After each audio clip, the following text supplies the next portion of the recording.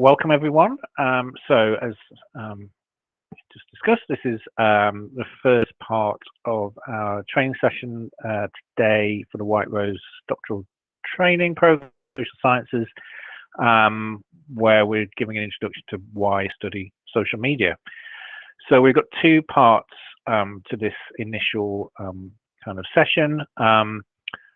First part, I'm going to give a very sort of general introduction and general answer to this question about why I study social media, and then Stefania is going to follow up with something a little bit more focused on the social network aspect of it. So let's crack on straight away. So it's got a very sort of simple structure here, and I'm going to focus particularly on this idea about digital methods, which sounds sort of simple and a bit generic, but if you like, but actually refers to something, a quite specific kind of body of literature, which has been very influential, I think, in the social sciences for how research around social media and digital platforms happens, and it's the literature both myself and Stefania have contributed to.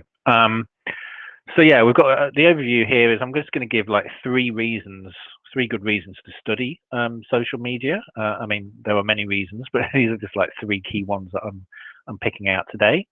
Then I'm moving on to answer this question about what are digital methods, and I think this opens up some, particularly for PhD students, I think this opens up some really interesting methodological questions that perhaps are not immediately apparent when we think about social media, but actually social media research presents some really sort of specific problems and challenges compared to more kind of traditional sort of research, if you like. So we'll speak a little bit about that. And then I want to provide you with some really like practical examples of what digital methods can do. And I picked out 4 or 5 specific journal articles and reports actually, which give hopefully quite a wide sort of range of kind of, you know, at least some of the possible things that you can do with digital methods and the sorts of questions that they can answer. Okay, so let's crack on with the first part. 3 reasons to study social media. Okay, so number 1, very broadly speaking, but an important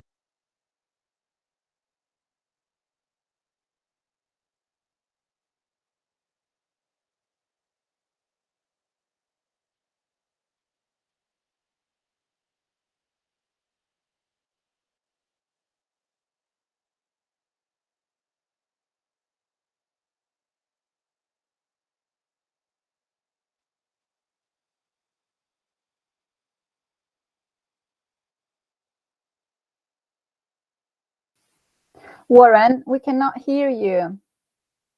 Can you just double check if everything is working with you?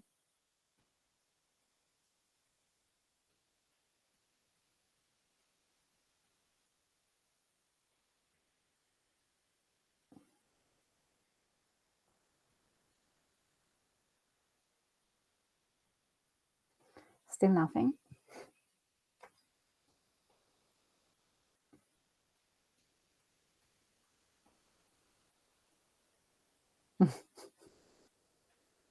Now he's going to get the power microphone on.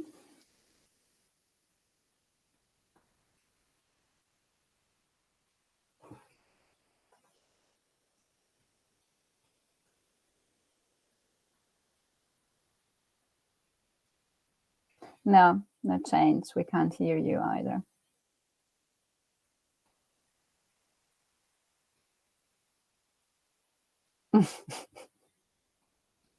I'm just smiling, trying to take the positive side of all of this. We can't hear you.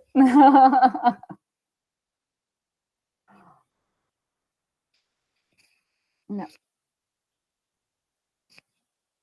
But you want to try and log, I don't know, log off and log in again. Go out. And... Oh, no, we can hear you now. We can hear you. Can everybody hear Warren, or is it me? Yes. Yes, you're back. Can you hear me okay without the microphone? Yes. Okay, fine. I'll continue that. Sorry. Shall I start the sliding?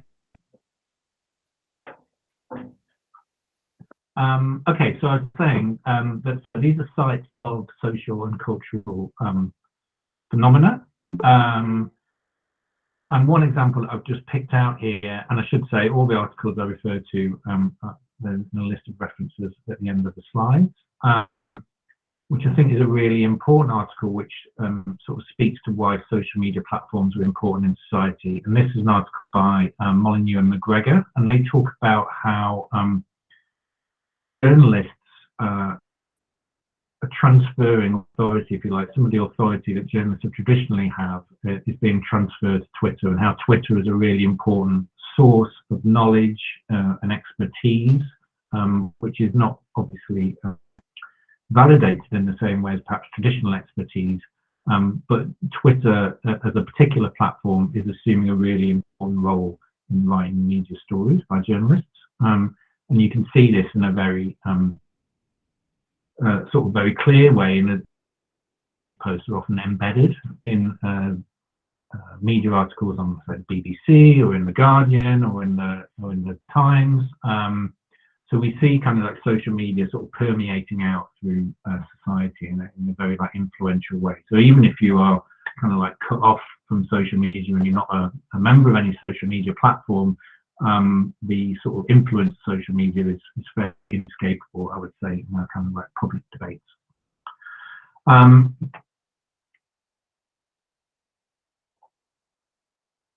Okay, so the second reason I want to focus kind of like on actors, and it's linked to that first example that I gave.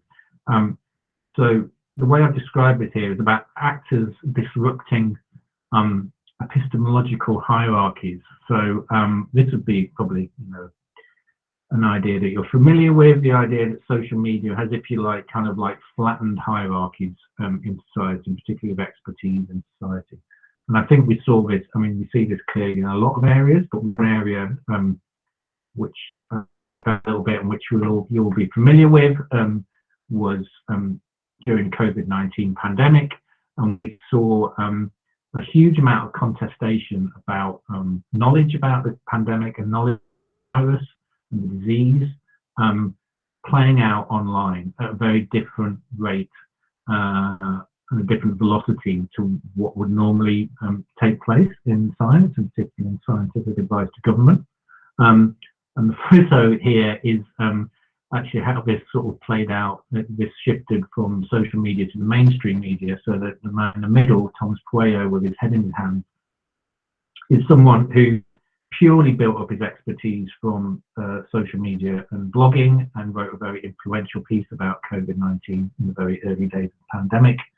And the man on the left is a very sort of establishment scientist, if you like, government scientist. And Channel 4 News in the UK brought these two together to have a debate, quite a robust debate about COVID. And this is not the sort of thing that really would have been imaginable at all, say, 20 years ago in the pre-social media period. You wouldn't have seen this clash of kind of like traditional expertise and very much kind of almost like a kind of like well-informed, lay non-accredited expertise from Thomas Pueyo in the middle. And there's a piece that I've written about that, which is in the references at the end. It's a very interesting story, I think. Okay, so there's something about the actors there on the platforms, but there's also something about the platforms themselves. And I mean, as I probably don't need to tell any of you, you know, social media platforms and the companies that own them are amongst some of the most powerful and highly valued corporations in the world, and have huge amounts of power, and are not particularly well regulated by and large. And as it stands, certainly these platforms are evading a lot of kind of like public scrutiny. So I'd really argue that there's a very strong public interest and research interest in researching these platforms. And again, just to take one example, again, you probably know who this is. This is Mark Zuckerberg, chief executive of Facebook, or now Meta.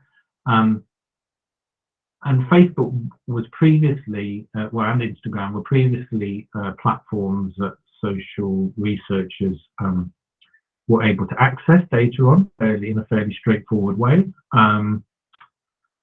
There were established what are called APIs, established data routes that came from the platforms which researchers could access. But after the Cambridge Analytica scandal a few years ago, just before the Brexit referendum, around kind of like data leakage and data misuse, Facebook shut down a lot of avenues. So now we have a situation where Facebook and Instagram, which are two of the world's most highly used and important social media platforms, it's actually much harder for social researchers to research. It's not impossible, but these moves by the corporations, which are set up unregulated, they have no sort of like public duty to supply data to researchers, means that a lot of the things that go on the platforms are not as well understood as they should be. And bearing in mind these first two reasons to study social media, I would argue, as a lot of people would, that this is a real problem, and this is a real, even despite some of these challenges, this is a real kind of like driving force for us to try and better understand what's going on social media platforms, even if it's not always quite as easy to access the data as it might be. Okay, so that's my kind of brief sort of giving you three sort of reasons for studying social media. As I say, there are plenty of others, but that was my kind of like top three to start with. So now I'm going to move on more specifically to some of these kind of like methodological questions, and in particular I'm going to introduce this idea of digital methods.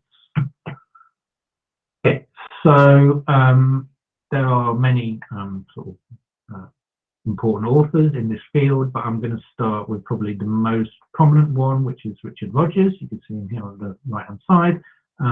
He's a professor of new media at the University of Amsterdam, and he has many articles, but a couple of key books. One is called Digital Methods, and then also this one called Doing Digital Methods, which is certainly available at the University of Sheffield's library, and I expect will be available at hopefully all university libraries. It's a really good sort of like practical book. It sort of combines the theory and the practice, and I'd really recommend it as a kind of good place to start for some of these debates.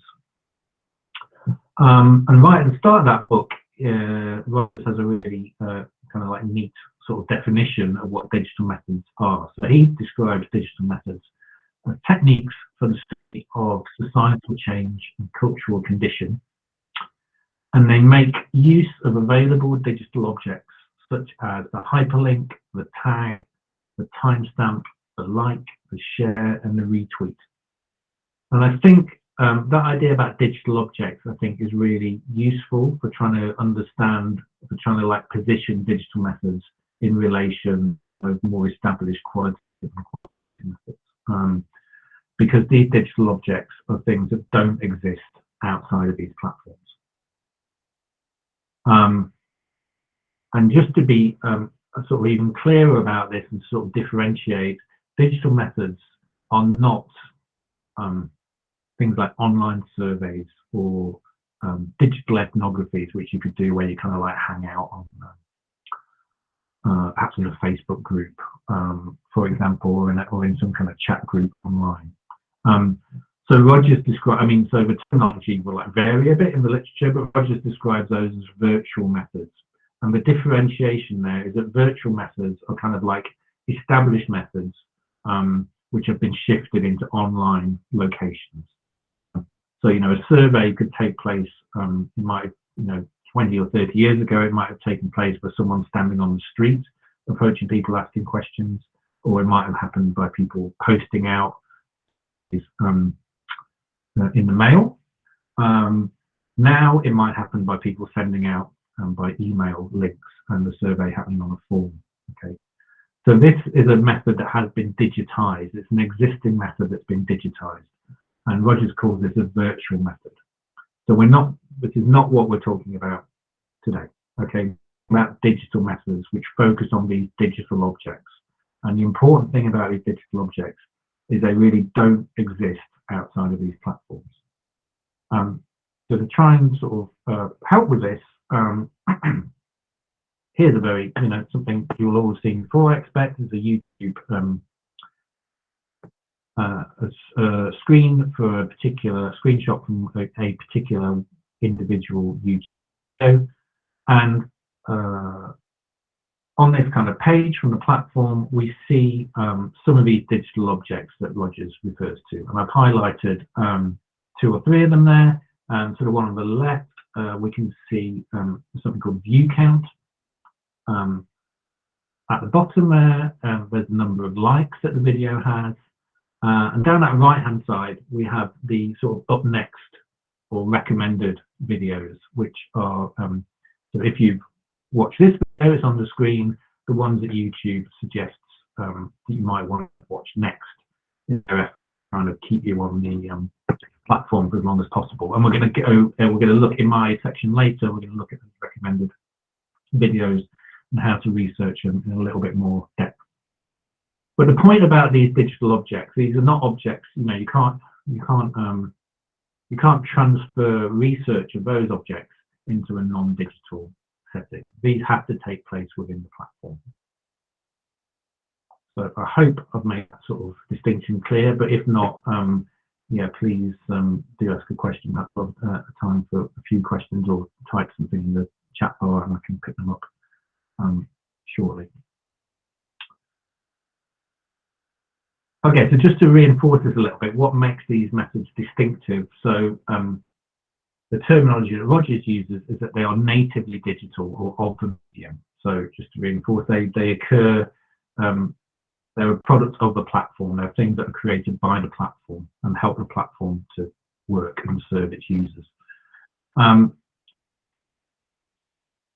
what digital methods do, and the term that's often used here, is that they repurpose these kind of like platform metrics or reverse engineer.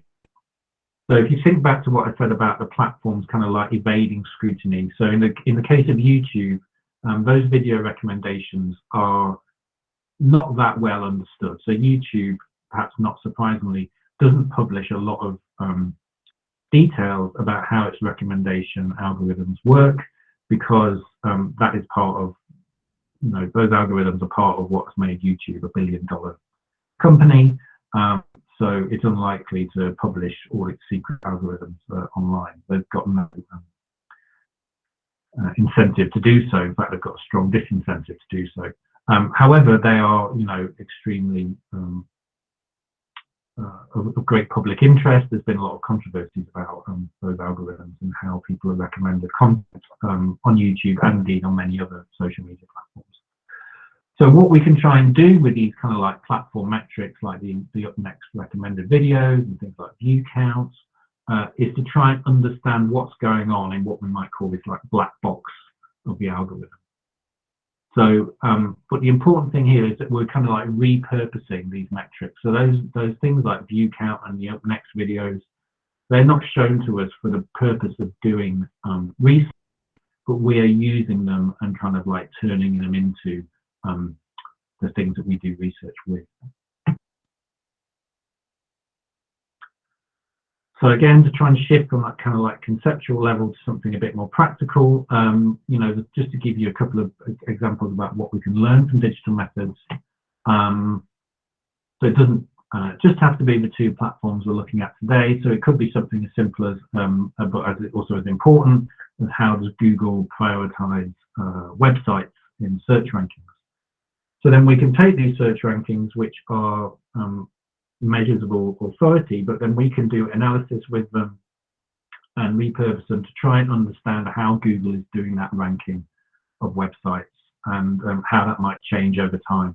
Because again, Google as a search engine company doesn't give us a huge amount of insight into how it's ranking those results from our search queries. As I just mentioned, on YouTube, we can look at how does YouTube recommend videos, and there we might analyze things called video lists, which look very much like those Google search rankings. And we can also analyze the network relationships between videos, which is what I'm going to talk about later on today.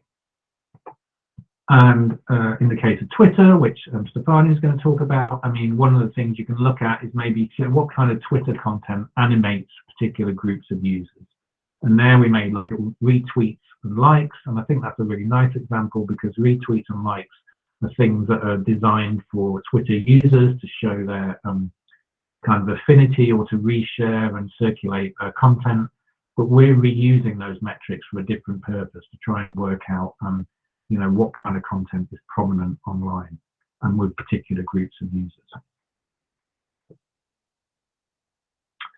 Okay, so the final part of this talk is to sort of go into a little bit more depth on that practical part, and you know, what can digital methods do. And I think 5 papers here, which are quite sort of diverse, and I'm going to selfishly start with one of my own about climate change on Twitter. This what happened here was we mapped the communities and conversations around a specific event. So we took the release of a big climate science report from the IPCC, and we were interested in how people were using the tweets that were published around those particular dates. I think it was around about a week around the publication of that report, which was very high profile. We looked at tweets that used that word, or that string, IPCC, and we mapped, you know, who was talking to whom, and in particular what perspectives they were coming from, whether they were kind of supportive of climate science and climate policy, or if they were what you might call climate skeptics, for example, or people who are unconvinced by climate science. And we mapped, and what you can see on the right here is a kind of like conversation network to see who was talking to who. And what we saw is that although there was groups, not surprisingly, people of similar opinions did group together, there were some interesting groups where it was much more mixed and people were like talking across the divide, if you like. So that was a really nice study, because we sort of counted some of the things around filter bubbles that you might hear, and we could look a little bit at the kind of conditions in which some people would stay in groups and some people would speak to each other across the divide. The second highlight is from YouTube. So this is a great paper, came out a couple of years ago by Matamoros Fernandez and colleagues about that up next algorithm on YouTube. And this is, I mean, it's quite a simple paper, but it's very kind of like elegant and useful. So this was about coronavirus, and on the right hand side here is a table which shows the channels, the YouTube channels that were being recommended by YouTube to users most frequently. So, you know, if you can imagine a user searching for coronavirus on YouTube, using it as kind of like a search engine, which is quite a common user behavior, what kind of sources were being recommended by YouTube? And this is mapped in like 3 steps of like algorithmic recommendations. And what you can see just very quickly there is actually is a very sort of like establishment, mainly establishment user selection there, which is quite prominent. There's a slight sort of political, there's some political diversity, but it's very much like mainstream media shows are dominating. So again, a very interesting finding to see what kind of content YouTube is promoting to users searching for that. What at the time obviously was a very important and lively search.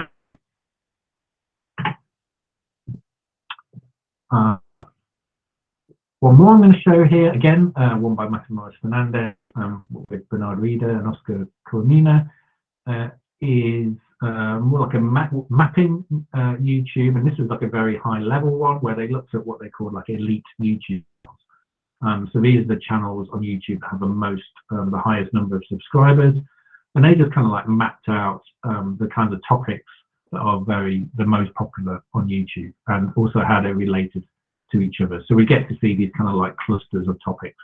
And I won't go into detail, it's a little bit small on the screen perhaps, but there's some things around like lifestyle and entertainment and music being these very high level topics. And then you get a sense about what the most kind of prominent and the most subscribed to subtopics are underneath there. So we get like a very like high level general view of what YouTube looks like in terms of content, but it's really like a super useful way to see what people are subscribed to in a kind of like the general user base, rather than focusing specific issues, as I did, or as the first two papers did on like climate change and coronavirus. Fourthly, I've picked out one by Stefania with Daniel Kirby, digital platforms of social cultural artifacts. And this one is around food politics. And what's interesting here, I think, is that this focuses in on some like specific important images. So this is on Instagram, but you could do it on kind of like any different platforms. And we get a really nice like example here about how food politics is being expressed and represented in this term, in this case, through a meme. And the sort of recreation and the repurposing of a meme and the remixing of a meme. And this, if you think about that first thing I said about being sites of social and cultural phenomena, this hopefully really sort of brings home how important social media platforms can be in activism and how they can like blend sort of the issue that the activists are interested in, along with these kind of like platform cultures, in this case, around use of memes. And finally, I want to focus on this one, which is kind of, I'd say, like quite a classic sort of report called Beyond the Hashtags. This was quite an early report about Black Lives Matter, pre George Floyd, actually. It was after the Ferguson protests. And this goes into a bit more depth about images. So on the right-hand side here, you'll see a table of most shared Twitter images. And I really like this table because it shows these images that have got like the highest like number of retweets, and it has a really nice sort of like short description of what those images are, but also not just the content, but also the context and what the meaning of these images is. So we get a really nice sense of how the sort of initial peak of the Black Lives Matter movement online on Twitter around the Ferguson protests, how it has been represented visually, not just through